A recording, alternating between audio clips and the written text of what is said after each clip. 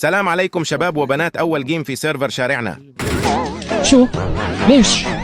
مين انت شو عم تسوي هون؟ شو عم تعمل هون؟ ليش قاعد هون؟ سيبه يسطم، يعرفش إني معايا سلاح البخاخة.